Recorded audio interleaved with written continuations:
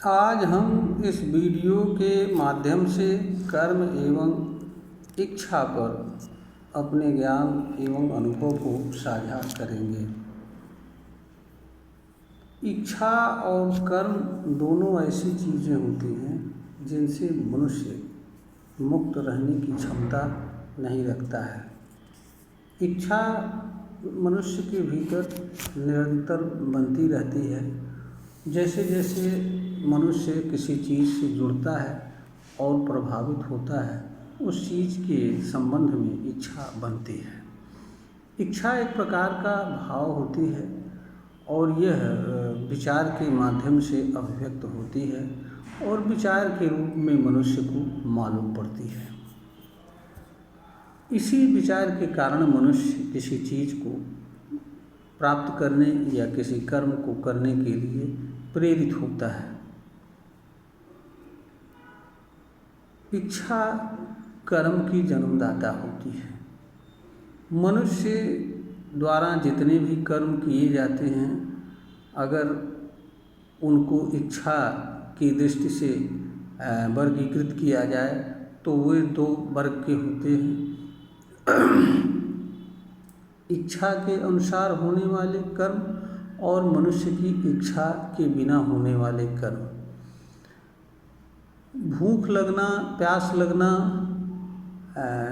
सुरक्षा को खतरा होना, इनसे संबंध रखने वाले कर्म मनुष्य की इच्छा पर निर्भर नहीं करते हैं। मनुष्य को इन्हें किसी न किसी कारण से करना ही होता है। जीवन जीने से जुड़े और जीवन जीने के लिए उपयोग एवं उपभोग की जाने वाली चीज़ों से संबंधित कर्म मनुष्य को इच्छा के बिना करना पड़ता है, क्योंकि हर मनुष्य हर हालत में जीवन रहना चाहता है, कोई मरना नहीं चाहता है। इसलिए वह ऐसे कर्मों को करने के लिए एक प्रकार से मजबूर होता है। कुछ कर्म ऐसे होते हैं जो मनुष्य की इच्छा पर निर्भर करते हैं। जो कर्म मनुष्य की इच्छा के कारण किए जाते हैं, उन कर्मों को करना न करना मनुष्य की पूर्णतया इच्छा पर निर्भर करता है। यद्यपि इच्छाएं ऐसी होती हैं जो मनुष्य को एक तरीके से बातें ही करती हैं, क्योंकि इच्छा विचार के माध्यम से मनुष्य को किसी कर्म को करने के लिए प्रेरित करती है और विचार मनुष्य के माध्यम से निर्मित होता है, उसके मन में निर्मित होता है। इस कारण से मन के माध्यम से मनुष्य किसी चीज़ को पाने के लिए या कर्म करने के लिए प्रेरित होता है। इसलिए मनुष्य को यह प्रतीत होता है कि यह कर्म करना आवश्यक होता है। दूसरी बहुत सारी चीज़ें व्यवहार जगत में मनुष्य के सामने दिखाई पड़ते हैं। उन चीज़ों के संबंध में मनुष्य को अनेक तरह के लाभों को बताया जाता है। मनुष्य उनसे जुड़ता है। मनुष्य एक सामाजिक प्राणी होता है। समाज से जुड़ी चीज़ों से भी वह जुड़ता है और प्रभावित होता है। इस कारण से मनुष्य के भीतर बहुत सारी चीज़ों को पाने की इच्छा जन्म लेती है। इच्छा और कर्म के संबंध में विचारणीय बात यह होती है कि मनुष्य की हर इच्छा की पूर्ति कर्म के माध्यम से होती है। मनुष्य कर्म अपने शरीर के माध्यम से करता है। मनुष्य के शरीर के कर्म करने की क्षमता निश्चित होती है। इस कारण से मनुष्य के जो कर्म करने की क्षमता होती है वह उसके शरीर की क्षमता के अनुसार होती है। यानी जितना मनुष्य की क्षमता कर्म करने की होती है, वही क्षमता मनुष्य की कर्म करने की भी होती है। इसी कारण से अलग अलग मनुष्यों के कर्म करने की क्षमता भी अलग अलग होती है, क्योंकि हर मनुष्य की शारीरिक बनावट और उसमें प्रकृति के साथ जुड़ने वाले गुण और बहुत सारी चीज़ें सब कुछ अलग अलग होती हैं। इस कारण से हर मनुष्य के कर्म करने की क्षमता भी अलग अलग होती है। इच्छाएं अनंत होती हैं। कुछ इच्छाएं ऐसी होती हैं जिन्हें मनुष्य शायद ही जीवन भर में कर्म करते हुए पूर्ण कर सके। तो और जहाँ तक मनुष्य के जीवन की बात है, वह अनिश्चित होता है। मनुष्य को पता नहीं होता है कि उसका जीवन कब निकल जाएगा या उसकी मृत्यु कब हो जाएगा। तो मनुष्य को जब तक जिंदा रहता है तब तक इच्छाएं बनती हैं और इच्छाओं की पूरा करने की आवश्यकता होती है।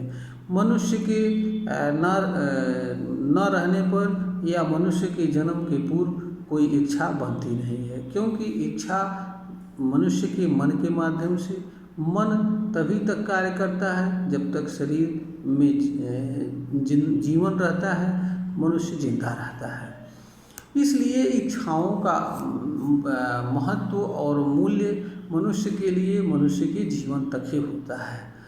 और मनुष्य की हर इच्छा से जुड़ी चीज़ें कर्म से पूर्ण होती हैं। हर मनुष्य के हर कर्म का प्रभाव भी मनुष्य के शरीर पर और उससे जुड़ी चीज़ें जिनके माध्यम से मनुष्य कर्म करता है, चाहे वो मन हो, चाहे अंतःकरण हो, विचार हो, तर्क हो, विवेक हो, निर्णय, आज सभी चीज़ों पर प्रभाव पड़ता है। इसलिए मनुष्य के लिए आवश्यक होता है कि वह अपनी इच्छा को सीमित रखे। मनुष्य की इच्छा उन्हीं चीज़ों की को पाने की हो जो उसको मनुष्य सामान्य रूप से कर्म करते हुए प्राप्त कर सकता हो। इसके लिए उसे अधिक से कोई विशेष कर्म करने की आवश्यकता नहीं हो, क्योंकि मनुष्य का जन्म सिर्फ इच्छा पूर्ति के लिए नहीं होता है। इच्छाएं एक प्रकार से मनुष्य को प्रेरणा करने का कार्य करते हैं।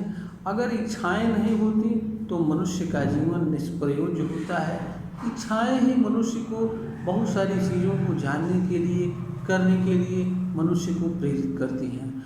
मनुष्य की इच्छाओं की ही देन है कि मनुष्य आज विकास के जिस शिखर पर पहुंचा हुआ है, वह मनुष्य की इच्छाओं से उत्पन्न होने वाले विचार हैं। तो इच्छाएं मनुष्य के लिए बुरी नहीं है, परंतु मनुष्य को यह समझना चाहिए कि किस इच्छा को वह पूरा करना चाहिए और किसको नहीं पूरा करना चाहिए, क्योंकि मनुष्य इच्छा की गुलामी करने के लिए नहीं जन्म लेता है। वास्तव में मनुष्य को केवल इस धरती पर जीवन जीना होता है, जीवन जीने से जुड़ी चीज़ों को करना होता है, और ऐसा करते हुए मनुष्य की इच्छाएं कुछ पूरी हो जाए तो भी उसमें कोई बुराई नहीं है। इच्छा ऐसी होनी चाहिए जिससे किसी का नुकसान न होने वाला हो। इच्छा अच्छे कर्मों के संबंध में होनी चाहिए, अच्छी चीज़ों को पाने के संबंध में होनी चाहिए, और इच्छा ऐसी चीज़ों के संबंध में होनी चाहिए जो मनुष्य को कर्म के माध्यम से सामान्य रूप से प्राप्त होने वाली चीज़ें हों।